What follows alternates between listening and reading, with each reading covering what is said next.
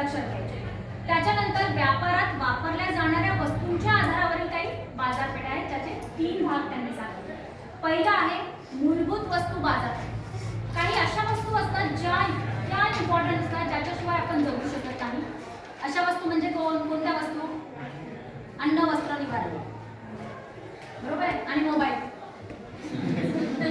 हा, अन्न, वस्त्र, निवारा आणि त्याच्यासोबत मॅडम मोबाईल जोडून घ्यायला, आणि त्याच्याशिवाय आम्ही जगू शकत. आजची कंडिशन आजच्या जनरेशनची तशीच झालेली आहे. तर मूलभूत वस्तू बाजारपेठे कोणी लिहू नका बरं का, सगळेजण लिहून घेतील मोबाईल.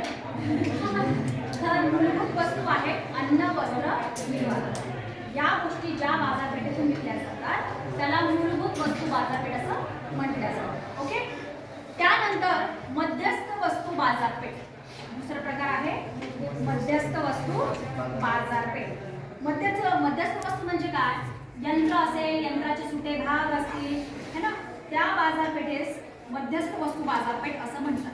म्हणजे जे मिडलमॅन असतो ना, तो मिडलमॅन काय करतो? आता एखादा माझी इंडस्ट्री असेल, है ना, लॅपटॉप बनवण्याची माझी इंडस्ट्री असेल, तर मला लॅपटॉप बनवण्यासाठी जे चिप लागतंय, जे मदरबोर्ड लागतंय, है ना, जे फॅन लागतंय, जे प्रोसेसर लागतंय, रॅम लागेल, ह्या सगळ्या ज्या वस्तू आहेत ज्या लॅपटॉपमध्ये तयार करण्यासाठी लागतात, स्क्रीन वगैरे वगैरे, हे सगळं मी इतरांकडून घेते.